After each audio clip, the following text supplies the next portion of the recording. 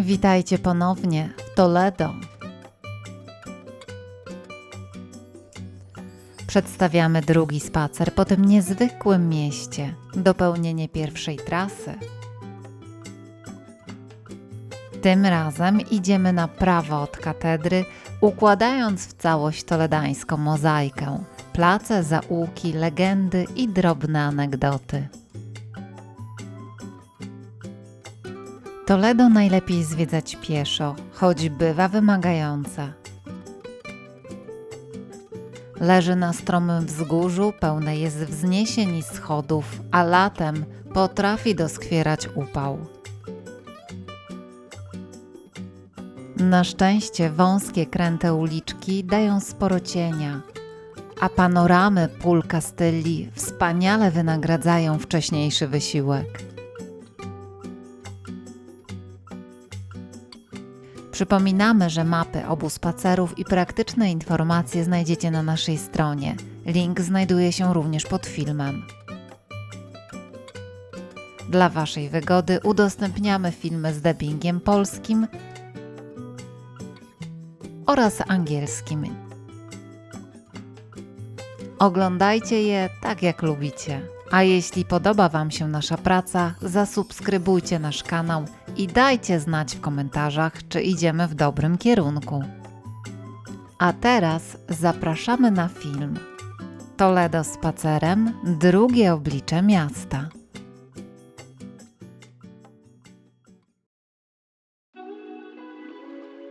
Dzisiejszy spacer zaczynamy tu, gdzie skończyliśmy poprzedni, w pobliżu Plaza del Ayuntamiento, by jeszcze raz zerknąć na katedrę.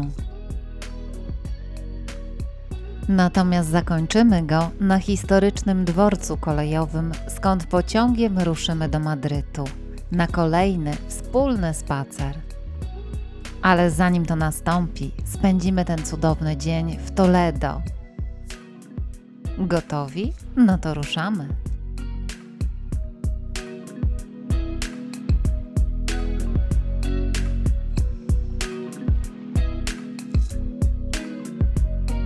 Zaczynamy na dobrze już znanym Plaza del Ayuntamiento, w cieniu imponującej katedry Najświętszej Maryi Panny, symbolu duchowej potęgi Toledo. W poprzednim odcinku opowiadaliśmy więcej o jej historii i architekturze, dlatego dziś tylko rzucamy ostatnie spojrzenie na jej piękną fasadę i ruszamy dalej, w stronę Alcazaru.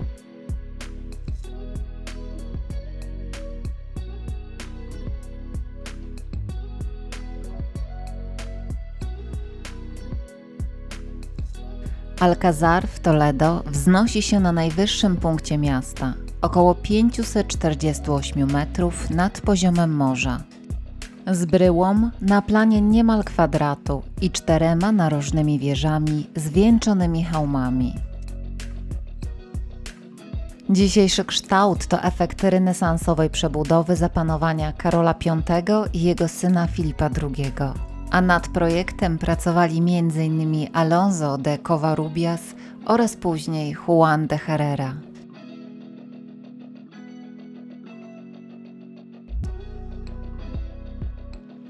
Wewnątrz Alcazaru znajduje się harmonijny arkadowy dziedziniec. Rozległa przestrzeń otoczona renesansową dwupoziomową kolumnadą zaprojektowaną w 1550 roku przez Alonso de Covarrubiasa.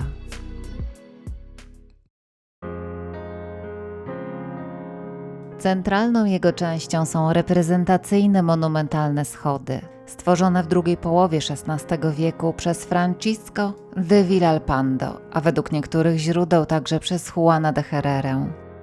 Ich klasyczna forma, eleganckie balustrady i sklepione zadaszenie czynią z nich nie tylko funkcjonalny element architektury, ale też symboliczną bramę do przestrzeni o wielowiekowej historii. Choć częściowo zniszczone podczas wojny domowej, zostały po jej zakończeniu starannie odtworzone, zachowując swój renesansowy charakter.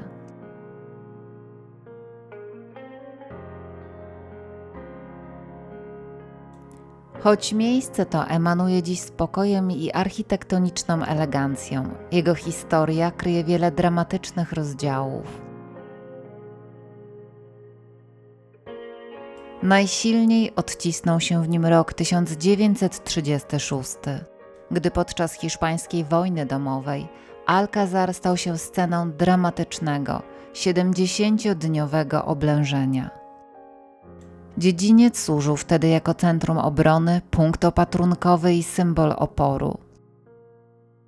To tutaj przebywał pułkownik José Moscardo, który, gdy republikanie uprowadzili jego syna i zażądali kapitulacji, miał odpowiedzieć, że jego obowiązkiem jest bronić Alcazaru. Do legendy przeszły jego słowa: niech umrze jak bohater, viva España!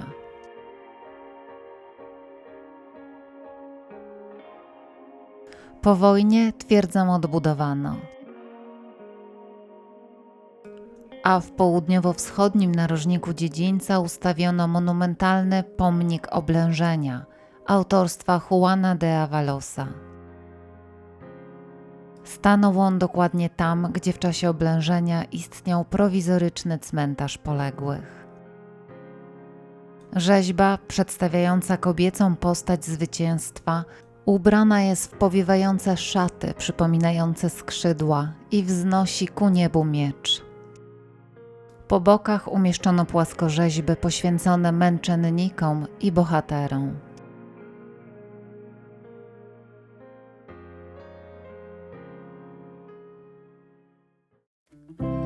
Na terenie kompleksu stoi też starszy, mniej znany pomnik Al Comandante Villamartín, La Infantería Española, poświęcony Francisco Villamartinowi, XIX-wiecznemu reformatorowi piechoty i autorowi podręczników taktyki, poległemu w wojnie karlistowskiej. Dzieło Mariano Benluriego z 1925 roku, które przypomina, że Alcázar to nie tylko miejsce jednej bitwy, lecz przestrzeń pamięci całej historii hiszpańskiego wojska.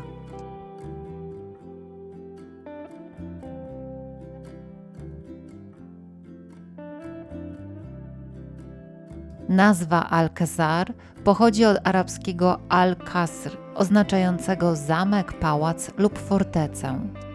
Termin ten przyjął się w średniowiecznej Hiszpanii w czasach panowania muzułmańskiego, a wywodzi się od łacińskiego castrum, czyli obóz warowny.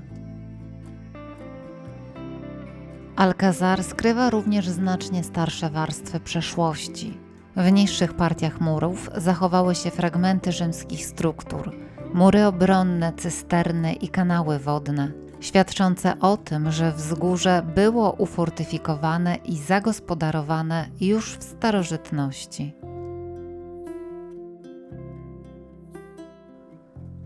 Choć Alcázar planowano jako reprezentacyjną rezydencję królewską, rodzina królewska nigdy tu na stałe nie zamieszkała. Gmach pełnił przede wszystkim funkcje wojskowe i administracyjne. Dziś mieści się tu Muzeum Armii, jedno z największych i najbardziej złożonych w Hiszpanii.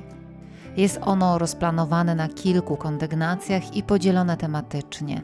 Osobne sale poświęcono m.in. uzbrojeniu, umundurowaniu, sztandarom, artylerii, a także wielkim postaciom wojskowości.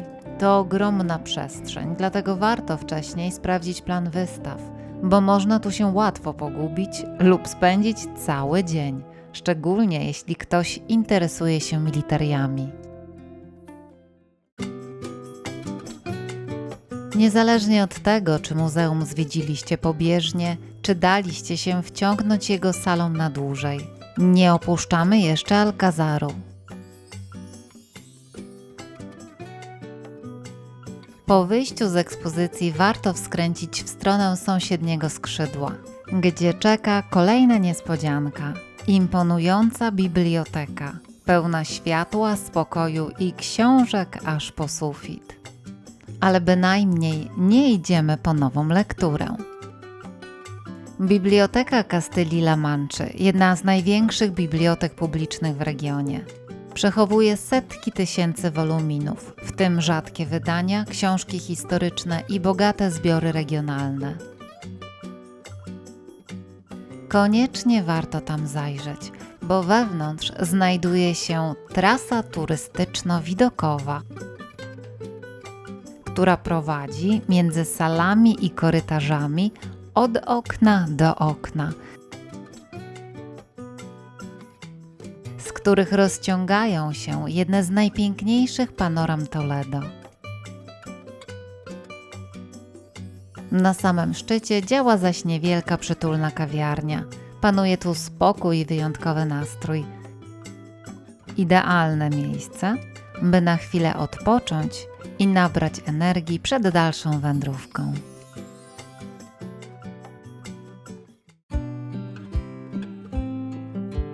Po krótkim odpoczynku w bibliotecznej kawiarni schodzimy w dół, w stronę Plaza de Socodover, jednego z najbardziej znanych i ruchliwych placów w Toledo. Jego nazwa pochodzi od arabskiego słowa oznaczającego targ jucznych zwierząt, ponieważ to właśnie tutaj w czasach muzułmańskich odbywały się cotygodniowe targi koni, osłów i mułów. Przez wieki Socodover pełnił funkcję głównego placu miejskiego, miejsce jarmarków, procesji, walk byków, a także publicznych egzekucji. Dziś to przede wszystkim przestrzeń spotkań, orientacyjny punkt na mapie i pierwsze miejsce, które widzi wielu odwiedzających Toledo.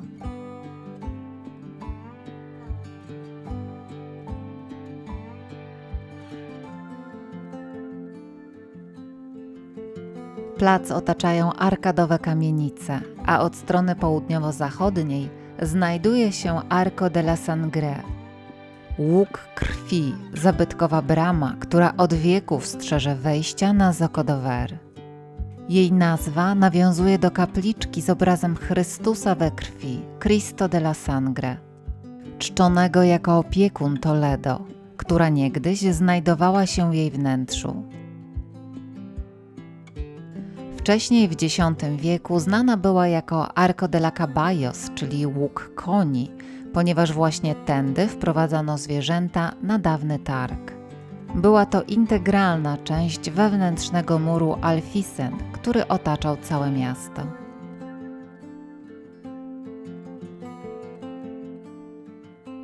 Tuż po drugiej stronie łuku, naprzeciw placu, stoi pomnik Miguela de Cervantesa. Ustawiony w 2005 roku z okazji 400. rocznicy wydania pierwszej części Don Quixota. Jeśli przyjrzymy się uważnie tej rzeźbie autorstwa Oscara Alvarinho, dostrzeżemy wyraźne inspiracje malarstwem El Greca. Postać ma wydłużone rysy twarzy i nienaturalnie małą głowę, co przywodzi na myśl estetykę kreteńskiego mistrza. Rzeźbiarz celowo zrezygnował z tradycyjnego cokołu, by figura wyrastała bezpośrednio z ziemi. Dzięki temu każdy może podejść blisko i wejść w bezpośredni kontakt z dziełem.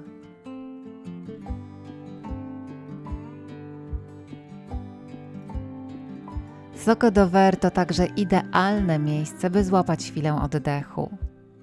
Przy kawie, lodach lub widoku codziennego toledańskiego gwaru.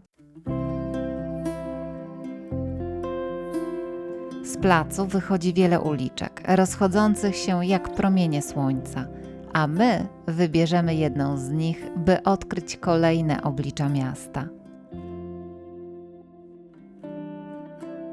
Z Plaza de Socodover kierujemy się w stronę Museo de Santa Cruz, które znajduje się dosłownie kilka kroków stąd, lekko w dół.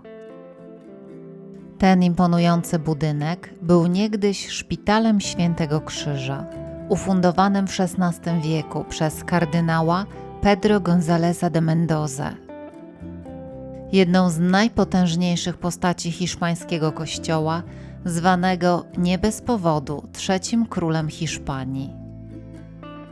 Szpital miał służyć sierotom i ubogim, a jego program opiekuńczy wyprzedzał swoje czasy. Budowę powierzono Alonso de Covarrubiasowi, który stworzył dzieło uznawane za arcydzieło renesansu kastylijskiego.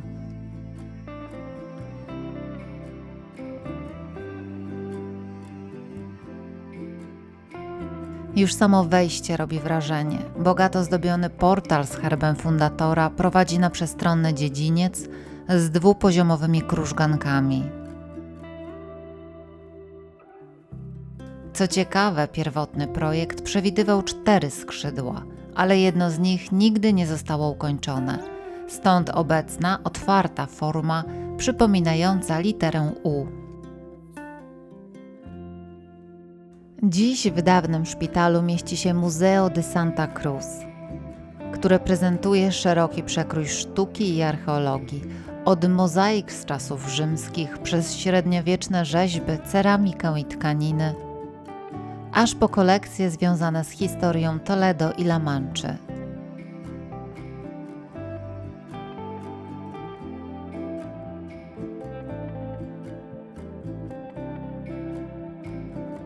Nie będzie zaskoczeniem, że pod tym budynkiem również odkryto fragmenty rzymskich murów, przez wieki ukryte pod kolejnymi warstwami zabudowy. To namacalny dowód, że Toledo ma korzenie znacznie starsze niż średniowiecze, a samo muzeum dosłownie stoi na fundamentach antycznego miasta. Ale to nie wszystko. Muzeum coraz częściej otwiera się także na sztukę współczesną. W jego wnętrzach organizowane są wystawy malarstwa, fotografii, instalacji i sztuki konceptualnej. Często w dialogu z dziedzictwem miasta. Ta różnorodność sprawia, że Santa Cruz to nie tylko muzeum przeszłości, ale też dynamiczna instytucja kultury, która reaguje na współczesne tematy i nowe formy wyrazu.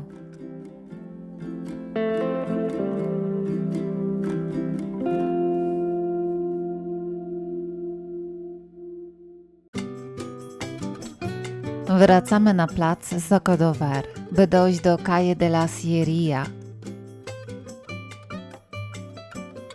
jednej z tych wąskich, krętych toledańskich uliczek, które potrafią zaskoczyć na każdym kroku. I właśnie pod numerem 5 kryje się ciekawostka. Najmniejsze okno w Toledo. Maleńki, niemal niezauważalny otwór w ścianie, który łatwo pominąć, jeśli się nie wie, czego szukać. To przykład dawnej architektury miejskiej, w której liczyło się każde źródło światła, nawet najmniejsze. Dziś to okienko stało się małą atrakcją. Z nutką humoru i nostalgii przypomina o tym, jak gęsto zabudowane było stare Toledo i jak wyglądało codzienne życie w jego zaułkach. Warto się zatrzymać, spojrzeć uważnie i spróbować znaleźć je bez podpowiedzi.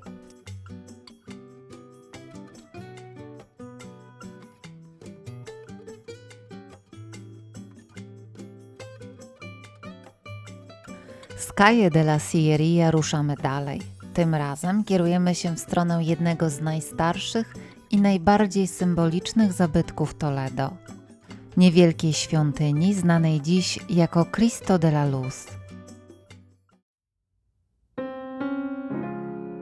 To jeden z najcenniejszych śladów islamskiej obecności na tych ziemiach.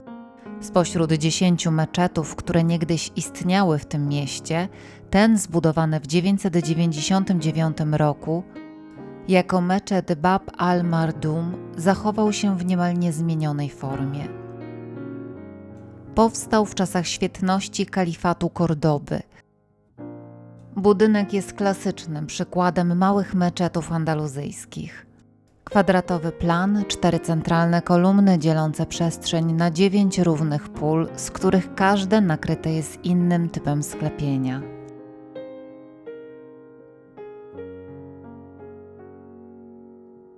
Wnętrze zachwyca harmonią proporcji, matematyczną precyzją i misternymi detalami, koronkowymi zdobieniami i arabeskami, które dodają przestrzeni lekkości mimo jej kamiennej struktury. Po rekonkwiście Toledo meczet został przekształcony w kaplicę chrześcijańską i poświęcony jako Cristo de la Luz, czyli Chrystus Światłości. Z tym miejscem wiąże się słynna lokalna legenda. Gdy wojska króla Alfonsa VI wkroczyły do miasta 6 maja 1085 roku, jego koń przejeżdżający obok meczetu zatrzymał się i uklęknął, jakby przeczuwając coś niezwykłego. Zaintrygowany tym zachowaniem władca wszedł do środka. Wewnątrz z jednej ze ścian wydobywał się tajemniczy promień światła. Król kazał rozebrać mur, za którym odkryto ukryty od czasów Wizygotów krucyfiks. Jeszcze bardziej zdumiewające było to, że u jego stóp znajdowała się płonąca lampa oliwna, która mimo upływu wieków wciąż się tliła. Dla chrześcijan było to jasnym znakiem, cudownym dowodem obecności Boga i niezachwianej wiary, która przetrwała nawet okres muzułmańskiej dominacji.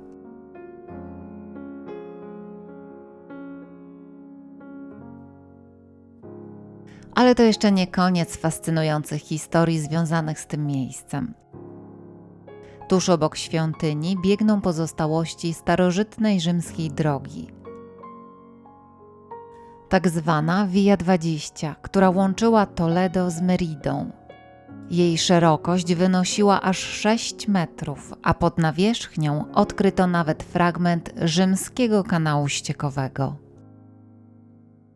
Do dziś można zobaczyć fragmenty oryginalnego traktu, dużych kamiennych płyt, które milcząco przypominają o cywilizacji, która istniała tu wiele wieków przed arabskimi czy chrześcijańskimi mieszkańcami.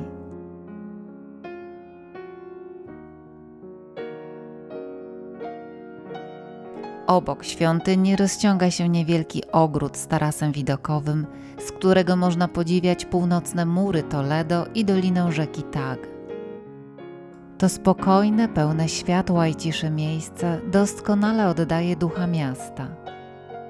Toledo 3 kultur, które przez wieki uczyły się żyć obok siebie.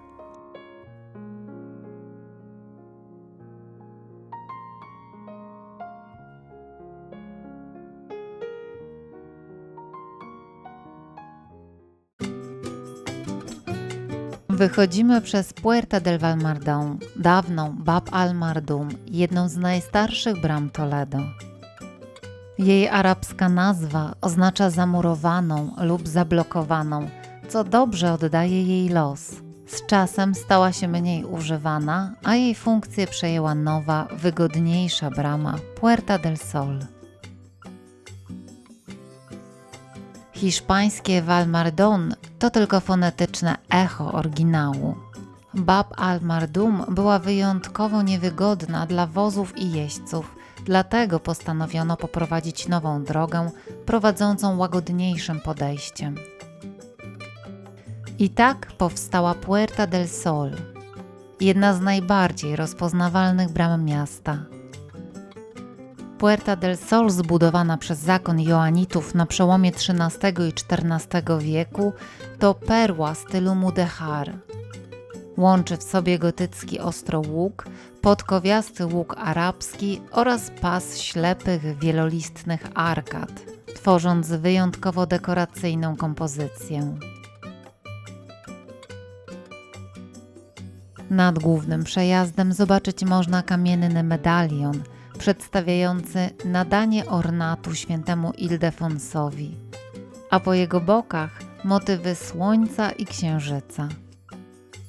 To właśnie one wraz ze wschodnią orientacją bramy dały jej nową nazwę Puerta del Sol, czyli Brama Słońca. Wcześniej znana była po prostu jako Brama Żelazna. Tuż nad łukiem znajdziemy małe okienko, które prawdopodobnie służyło jako punkt dla gołębi pocztowych, a poniżej fragment starochrześcijańskiego sarkofagu z przedstawieniem zaparcia się Chrystusa przez świętego Piotra. To przykład średniowiecznego recyklingu, wtórnego użycia elementów z wcześniejszych epok jako dekoracji i nośników symboliki.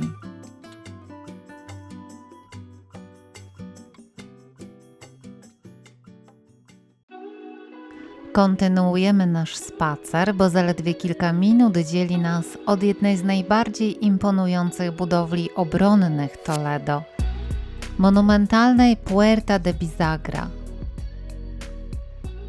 Ta brama to prawdziwa wizytówka miasta, która przez wieki pełniła rolę głównego wejścia dla podróżnych, kupców, dostojników i władców. Jej obecny monumentalny kształt to efekt renesansowej przebudowy z XVI wieku, wykonanej według planów Alonso de Covarrubiasa, nadwornego architekta Karola V.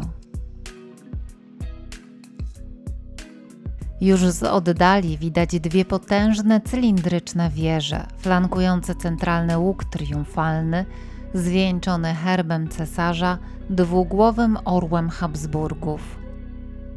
Całość przypomina raczej reprezentacyjny pałac niż element fortyfikacji, ale nie dajmy się zwieść.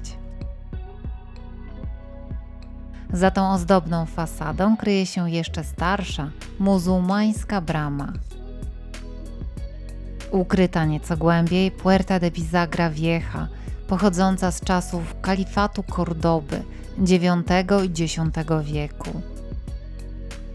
To pierwotna brama arabska, która przez wieki stanowiła pierwszy punkt kontaktu z miastem. Nazwa Bisagra, pochodząca od arabskiego Bab Zagra, prawdopodobnie oznaczała bramę na drodze do Safry, choć dziś trudno dokładnie ustalić jej pierwotne znaczenie. Ciekawostką jest, że aż do XX wieku przez Puerta de Bisagra wjeżdżało się do miasta konno lub powozem, a jeszcze wcześniej trzeba było tu zapłacić myto. Dziś brama nie pełni już funkcji obronnych, ale nadal robi ogromne wrażenie i stanowi doskonały przykład tego, jak Toledo potrafi łączyć warstwy historii, muzułmańską przeszłość z renesansową potęgą i współczesną turystyką.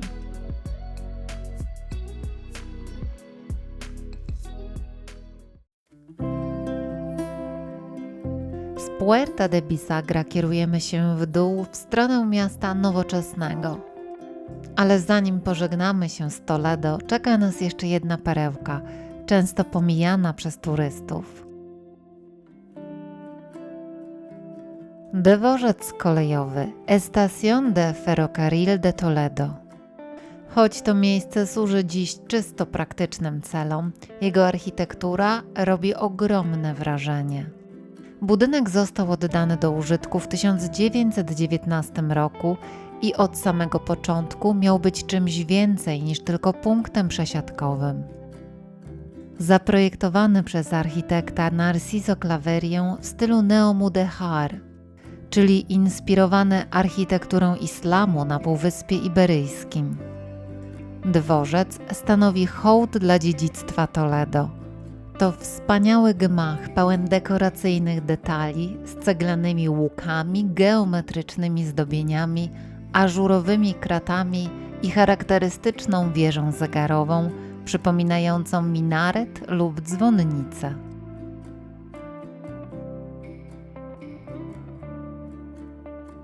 Wewnątrz znajdziemy ręcznie malowane kafle, dekoracyjne żyrandole i kasowe hale, które bardziej przypominają pałac niż miejsce, z którego odjeżdżają pociągi. To jedno z nielicznych miejsc w Hiszpanii, gdzie podróż koleją zaczyna się od zachwytu nad architekturą.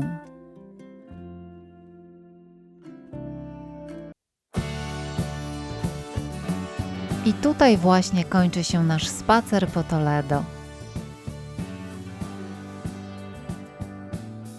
Przeszliśmy przez średniowieczne bramy, poznaliśmy historię dawnych świątyń, legendarnych bohaterów i zakamarki miasta ukrytego za murami. Teraz, stojąc na peronie wyjątkowego dworca, łatwiej zrozumieć, że Toledo to nie tylko przeszłość zaklęta w kamieniu, To także miejsce, z którego wyruszamy dalej, bogatsi o nowe opowieści i obrazy. Dziękujemy, że byliście z nami. Mamy nadzieję, że nasze oba spacery po Toledo zainspirowały Was do własnych odkryć, tych małych i tych wielkich. Hasta pronto, do zobaczenia wkrótce na kolejnym inspirującym spacerze.